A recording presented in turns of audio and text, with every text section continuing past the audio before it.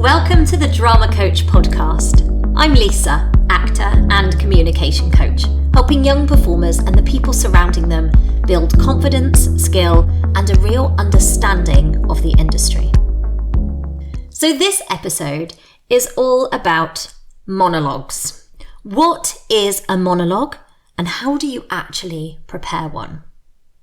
So I get asked this all the time, from parents mostly.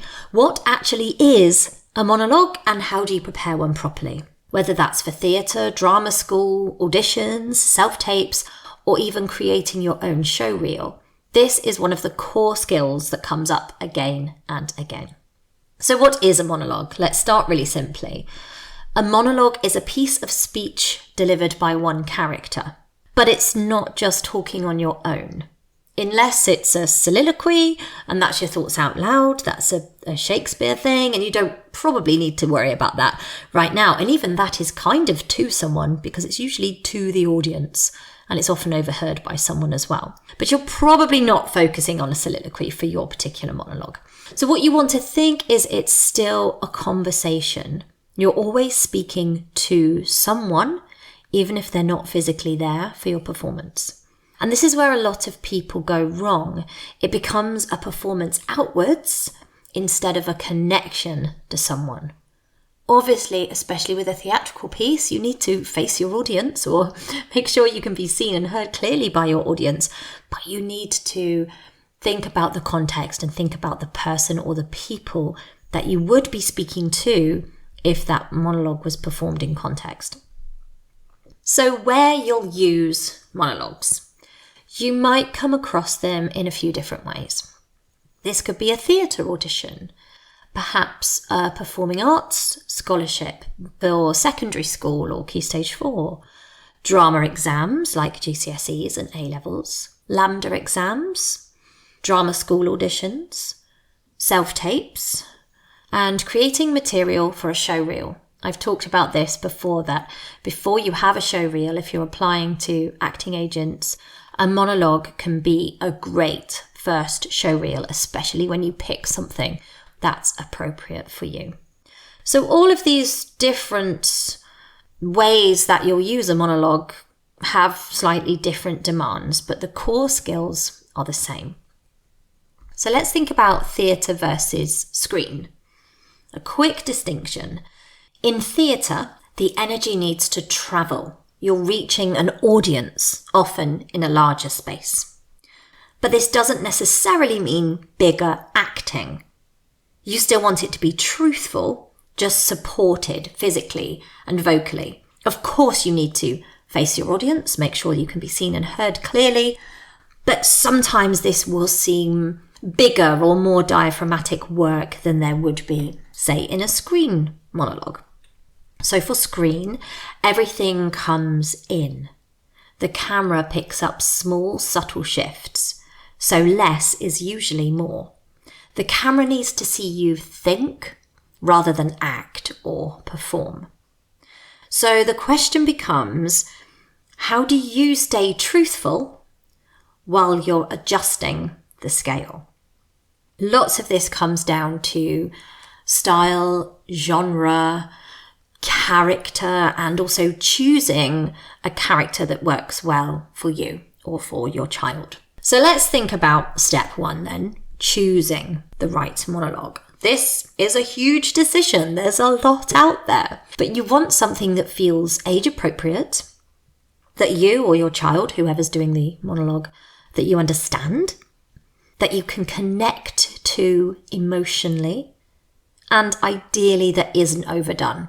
I hear this from agents all the time when they get submissions. They don't want to be seeing pieces that are overdone. They just see and hear the person that, originally the famous person that did it. It's harder if you do something that's overdone. So try and find something. It doesn't have to be an original piece, but that isn't the first piece that everyone chooses, like Harry Potter, for example, or a particular piece. Maybe you find something that's a character that's less known or less used if you absolutely love that particular film or series.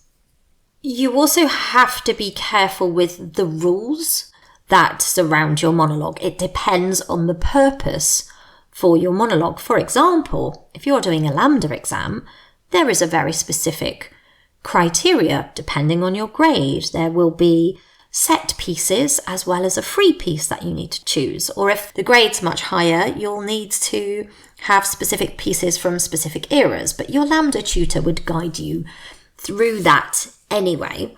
And if you're guiding your child through a LAMDA exam yourself, give me a shout because I can definitely help you out with that.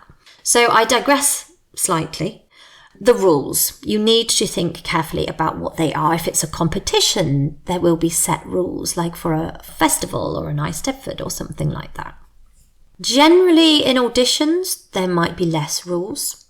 And of course, if you're creating a monologue for your very first self-tape, the rules are yours to create. So stick by those things. Age appropriate, easy to understand, connect to emotionally, and isn't overdone.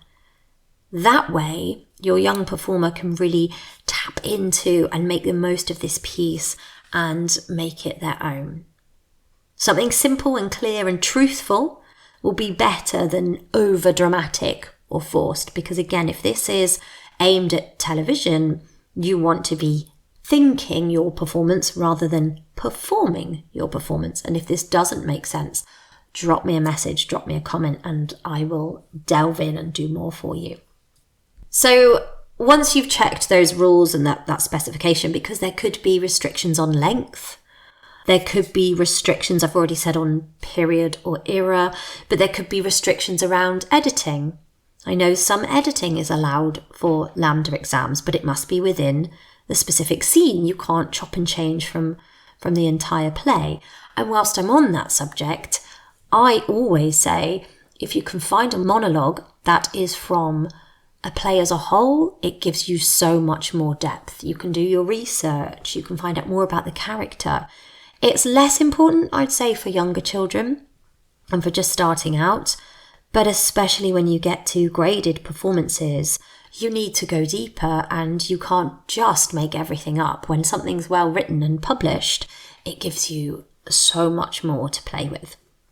So that's a published play.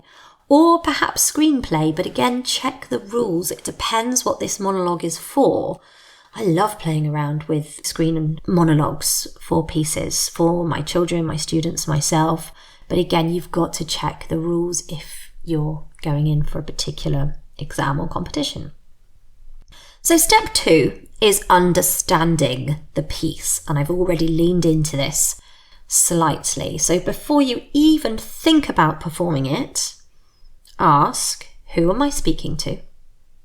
What do I want from them? What's just happened before this moment? And why am I saying this now? This should stop it from feeling forced and should feel more natural when you or your child know the answer to those questions. So that's, who am I speaking to? What do I want from them? What's just happened before this moment? And why am I saying this now? So this is where the work really begins. I would get your young person to jot these down, and it's okay to think out loud or discuss and change your mind a little bit. Don't rush this. Often the first thing that pops to mind is correct, but it might be that you need to do a little extra research and find some things out to really know the answers to those questions. So once you've answered those, you can move on to step 3 and really learn it properly. I was chatting to an agent this week and we talked about feeling choreography or words in our body. Once your muscle memory knows these words, then you can really play around with them. Students are usually great at line learning, far better often than adults, because they're in education right now and they're used to learning. But they are used to learning in different ways. If you're busy popping into your mind palace to retrieve information, you're not necessarily saying it truthfully because you're off in different places in your head, and then you're not connecting emotionally to the piece. So really learn them properly. There are so many ways of learning your lines. I share lots of this on my socials. It does come down to the individual, but generally things like doing the words out loud, standing up in different environments. You can use mnemonics. You can use sort of look, cover, check and that sort of thing, and highlighting. For me, I find to get it up and moving gets it in the body quicker.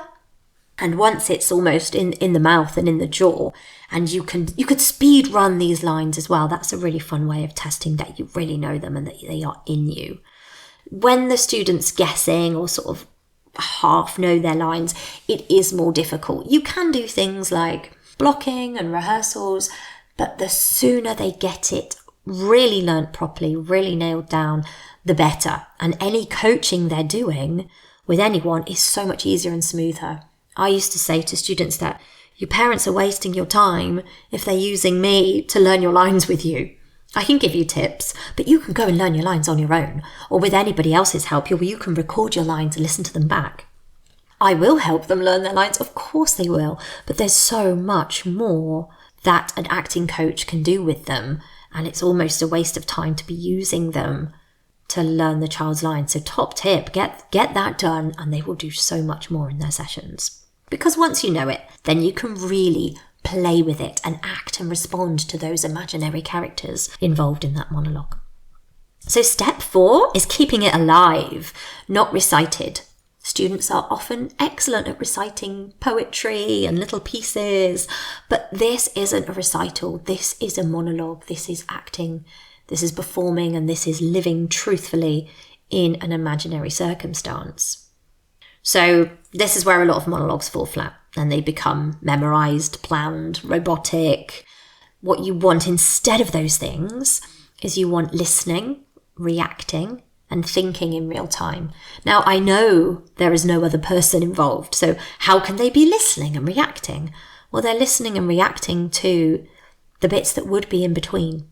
It could be the thoughts from the character themselves. It could be other things that they are imagining are being said or done within this imaginary space. So these moments within the monologue, these beats, if your student's a little bit older and they are studying Stanislavski, for example, and they're breaking this into units and objectives, each beat or unit should feel alive, should have a reason and have a purpose. And I digress and go a little bit deep there with Stanislavski if you want to. I've got quite a bit on him on my YouTube channel, so go and check out the Drama Coach on YouTube. Pop in Stanislavski if you want to know more, and you can dive in a little bit there. It's an often used practitioner, well, for many things, GCSE, A-level, LAMDA. So go and check out Stanislavski, some amazing work going on there. Oh, that's amazing work by Stanislavski, by the way, not by me. I'm just talking a little bit about what he does and how we use his techniques today. So step 5. Self-tapes and show reels. So if you're using this monologue for screen, especially self-tape or show reel materials, and if you don't know what a self-tape or a show reel is, again, I bang on about that in my social media quite a lot as well.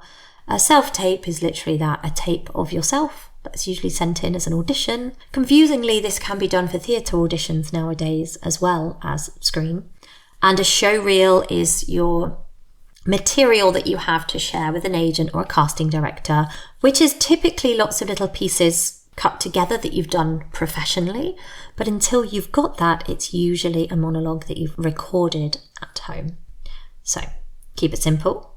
Keep your framing clear. You're going to record this in landscape, not portrait, with a natural background, a strong eye line, not directly at the camera, just off of the camera, with no overacting, no forcing, no being over dramatic.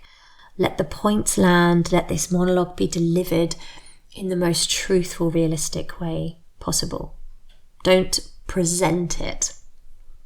So you're not performing at the camera, you're trying to let us, whoever us may be, the casting director, the agent that you're applying for, you're trying to let us watch something that's really happening.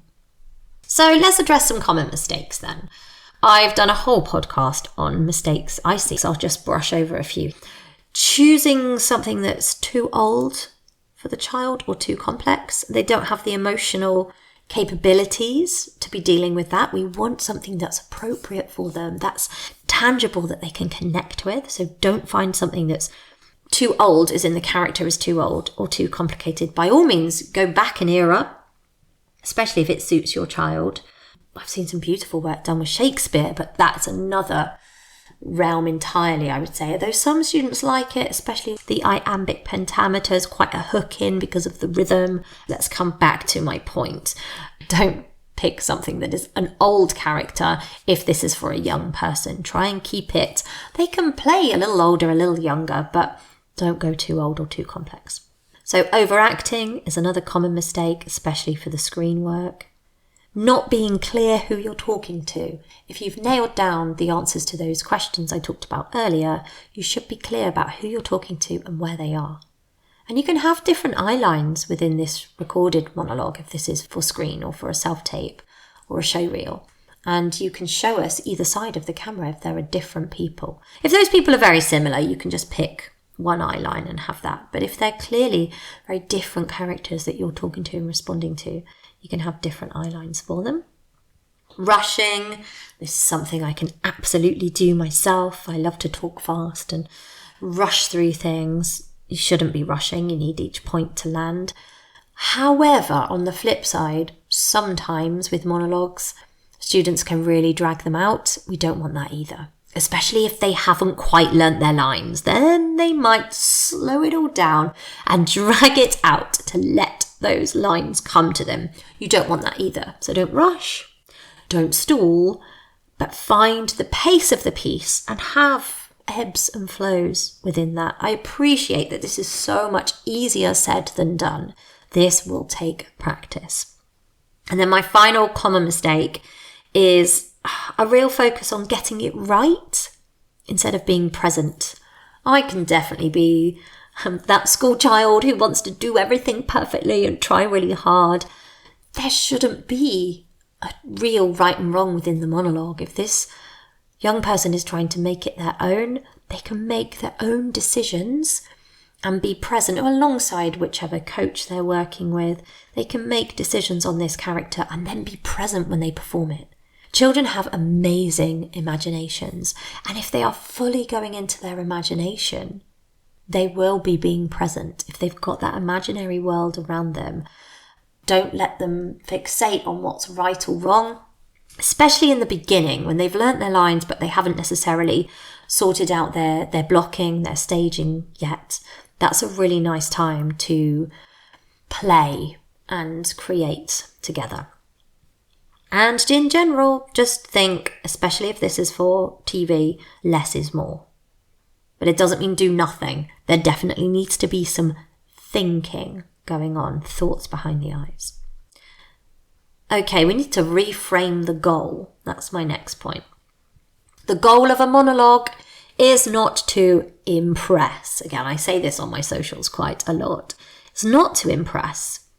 I get that you want to impress this casting director or agent. Of course you do. We know that. But that's not the aim of the monologue. You will impress those people by showing a clear, connected, truthful monologue, not by something that's really showy. Of course, if this is perhaps a musical theatre audition, well, it wouldn't be a monologue for a start because you'd need to be doing a song, but perhaps there's a monologue part to it, then it would need to be big, bold and sparkly and performed. So again, style and genre comes into this. And if you have any questions or any specifics on a monologue that you're choosing, write me a comment and I will absolutely include a question and answer podcast soon, because it's so specific to your needs. So it's quite hard to talk in general. That's why I'm going off on all these slightly different tangents, depending on who or what this monologue is for. So people are looking for something truthful, even if that is in a cheesy, sparkly, wonderful way. You still want the child to be connected to that character, even if it is, Oliver Twist or something that's really quite overdone because it needs to be, because they're auditioning for that. So I hope that's been useful. And although I've been general, I've tried to touch on specifics. So a monologue is just one person speaking, but it's so much more than that. So mono meaning one, log, dialogue. Monologue is just one person speaking, but you need to be thinking about all those other things that are going on, the imaginary world, who they're talking to and why, and what they want from this conversation, if you like. And if you're actually ready to work on your monologue or your child's monologue, I've created a full course to guide you through step by step, specifically for theatrical monologues, but it would give you a lot to delve into there if you were doing a screen audition for a theatrical monologue. This helps you choose the right piece, break it down, gives you ideas for learning it and performing it with the clarity and the confidence that I was talking about. So if you're interested in that course, head straight to courses.thedramacoach.co.uk and you can get started. And again, keep an eye on my socials because I'm always doing offers for my courses. So have a follow over there because you might come across a nice offer on any of those things. All of these links for my courses are also on my bios across all of my socials. So if you'd rather, you can check them out there. Thank you so much for listening. And if you do give any of this a go, I would genuinely love to hear how you get on. I hope this has helped you with the definition of a monologue and not just mashed all of this together for you. Like I said, any questions, get in contact because I would love to help. Thank you so much for spending this time with me. If this episode resonated, please do share it with someone who might need it. And I'll see you next time.